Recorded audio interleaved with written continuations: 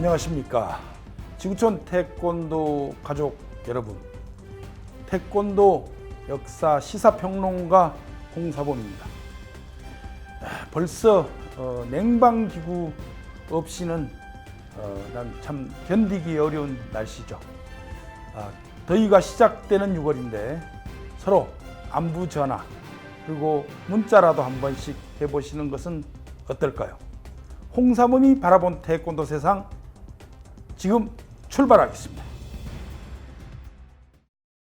2주의 핫 이슈입니다. 태권도의 질서 파괴가 태권도를 망친다. 태권도 운행 차량에만 세림이 법인가? 첫 번째 기사 핵심입니다. 현재 우리 태권도가 이런저런 문제로 질서가 파괴되어 혼란기의 순환을 겪고 있는 실정입니다. 태권도 단체의 승인을 받지 않고 무분별하게 임의적으로 개최되고 있는 대회가 너무 많아 태권도 질서를 어지럽히고 있는 문제점, 또한 현재 국내의 재단법인 또 혹은 사단법인으로 등록된 대한민국 태권도협회, 대한민국 초등학교 태권도연맹 등의 유사단체가 난립하는가 하면 해외 지부도 없는 세계 무슨 태권도 연맹, 또 세계 무슨 태권도 연합회라는 유명무실한 단체의 명칭으로 나홀로 총재, 나홀로 회장이라는 직함을 사용하여 태권도의 질서를 파괴하고 있습니다. 네, 총재, 회장, 태권도 단체 왜 그리 많은가요? 정말 나홀로 총재, 무슨 세계 품새 연맹 총재, 또 세계 무슨 경찰 총재, 또 이러다 보면 총재 아마 먼지털이 총체가 아닙니다.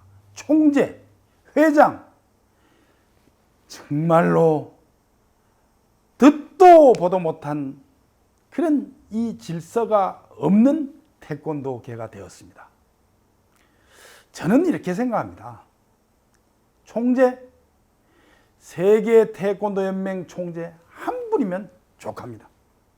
그리고 정말 공인된 단체의 회장이라면 어떻습니까? 그런데 무슨 회장 총재가 그렇게 많은지 저에게 어떤 분이 전화를 줬습니다. 혹시 무슨 연맹 총재를 아느냐고. 들어보니까 말도 안 되는, 부총재가 있으면 부총재가 있어야 될 거 아니겠습니까? 부총재도 없고 나홀로 총재, 나홀로 회장. 이거 도대체 뭐 하자는 겁니까? 그러면 총재를 하시면 그 단체를 이끌려고 그래야지. 쓸데없는 태권도 협회 국기원 이런 데 말이죠. 별거 아닌 심사위원 이런 거 하려고. 총재가 총재해야지. 왜 그런 단체에 끓이는 겁니까 도대체? 이거 태권도 질서를 위해서 태권도 협회 또 국기원이 나서야 합니다. 사이비 유사단체에 가입하거나 그런 단체를 만드는 사람에 대해서는 태권도계 일제 활동을 할 수 없게끔 만드는 방법을 강구해야 되겠습니다. 종주국 대한태권도협회 또 세계 태권도본부 국기원 이 말씀을 들으시고 어떻게 하면 이런 유사단체, 태권도의 질서를 파괴하는 이런 단체를 정리할 수 있을지를 준비하셔야 할 것입니다. 그리고 요즘 말이죠. 대학 총장기 대회가 또 상당히 또 많아졌어요. 그런데 여러분 잘 아시지만 대학 총장기 대회는 그 대학에서 해야 되는 거 아닙니까? 어떤 그 학교 관계자한테 물으니까 돈이 없어서 못한대. 돈이 없으면 안 하면 되죠. 돈이 없으면 안 하면 되는 것이지. 우리 한국의 Y 명문대 다 아실 거니까 연세대 총장기라는 게 있었어요. 명문대학에서 그 대회 예산이 없다고 깨끗이 반납하고 대회를 하지 않습니다. 이것이 정말 진정한 양심입니다. 대학 교수님, 학교 관계자, 그 대학에서 할 수가 없고 예산이 없으면 깨끗이 정리하시고 하지 않는 것이 정말 지성인이고 대학에서 할 일이라고 생각합니다. 지방자치단체에서 예산을 받아가지고 대회 장사하자는 겁니까? 그걸 받아가지고 누구를 위해서 그 대회를 하는 겁니까? 대학 총장기 대회를 할 때는 이미 그 학교의 홍보와 학교를 위한 태권도 발전을 위해서 한다고 준비를 해놓고, 물론 사정이 있어서 체육관을 수리를 한다든가 부득이한 경우라면 모르겠습니다.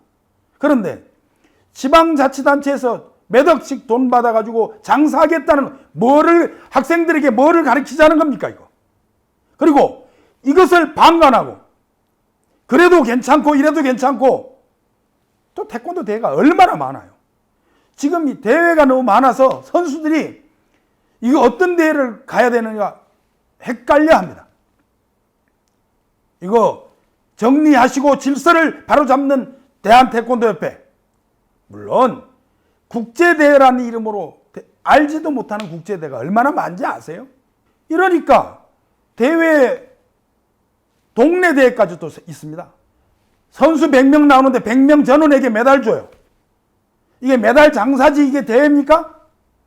물론 그런 대회를 하면서 태권도 또 홍보도 하고 태권도의 발전적인 부분도 없지 않아 있습니다. 그러나 이것을 사고 나거나 이런 문제가 있을 때는 어떻게 할 겁니까? 이거 태권도 협회, 지방협회도 마찬가지고요. 협회에서 그 질서를 바로잡는 승인을 받고 하는 대회가 될 수 있도록, 그리고 그 대회가 알찬 대회가 되고 태권도 발전을 위한 대회가 될 수 있도록 관심을 기울여야 되겠습니다. 네, 이번 소식은요, 제가 며칠 전이었어요. 5월 24일이었던 걸로 기억합니다. 금요일이었는데요. 운전을 하고 가는 길이었는데 시사자키 정관용입니다라는 라디오 프로를 제가 들었습니다. 그런데 세리미법이라고 그러면서 나오는데요. 태권도장은 되고 다른 데는 안 된다. 축구 클럽에서 교통사고가 아마 인천 지역에서 났던 걸로 아마 방송 내용이 그렇습니다. 그런데 이게 동승자법과 이런 부분들이 지금 우리 바른 미래당 태권도 구단 출신의 이동섭 의원께서 국회의원들과 함께 동승자법에 대해서 문제점이 좀 있고 도장에 너무 불편함이 있는 부분을 좀 개정하려고 노력하고 있는 부분이 있고요. 또 태권도 협회에서 100만 서명 운동을 또 받고 있다고 합니다. 이거 참 차량 운행 참 문제 있지 않습니까? 이거 어떻게 하면 좋을까요? 우리 함께 생각해 봐야 될 부분이 너무 많아요. 그런데 이 동승자법인가 무슨 법인가 이 얘기를 들어보니까 엄청난 부담이 돼요.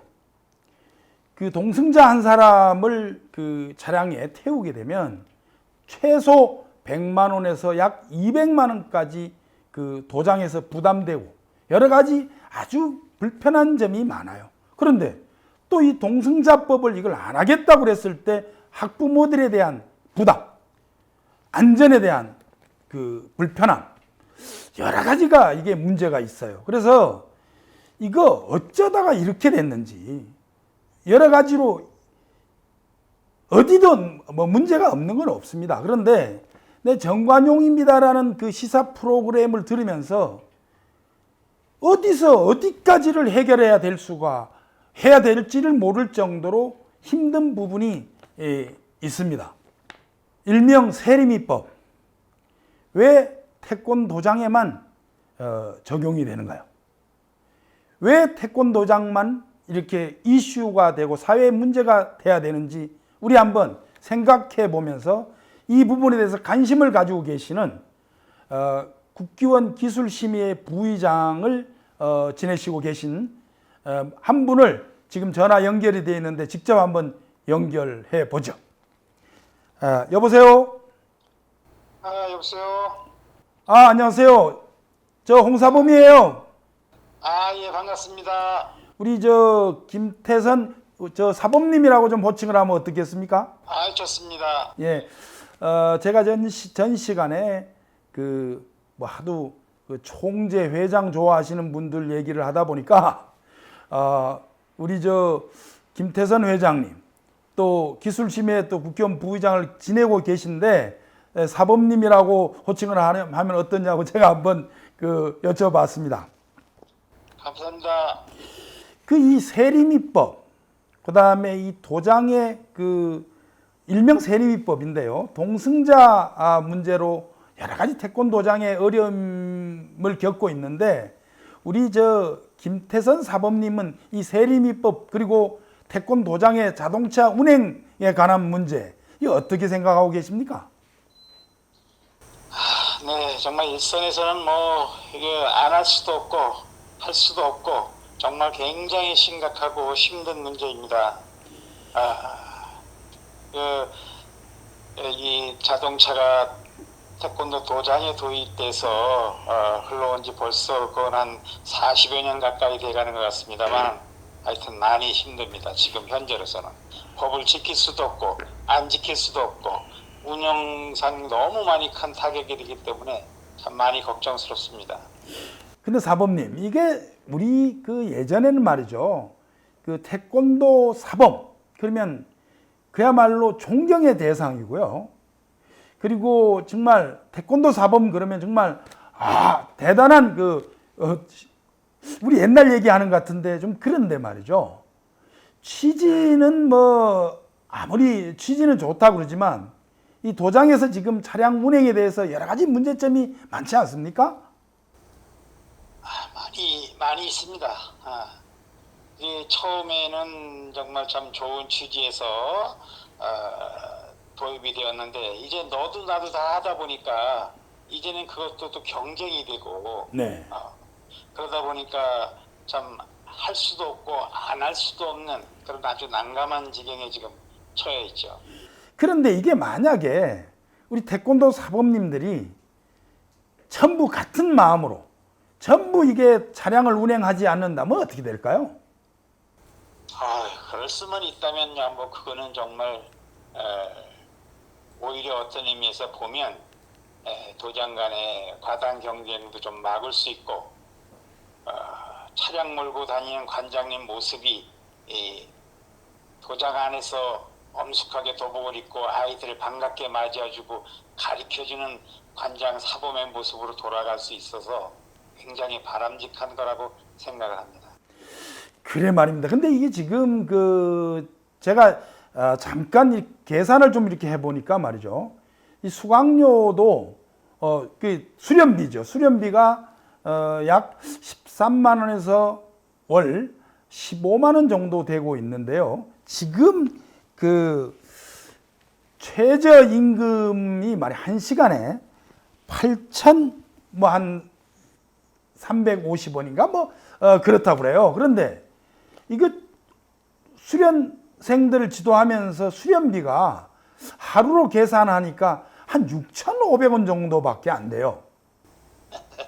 이게 정말 자존심 상한 일이라고 생각되는데 말이죠.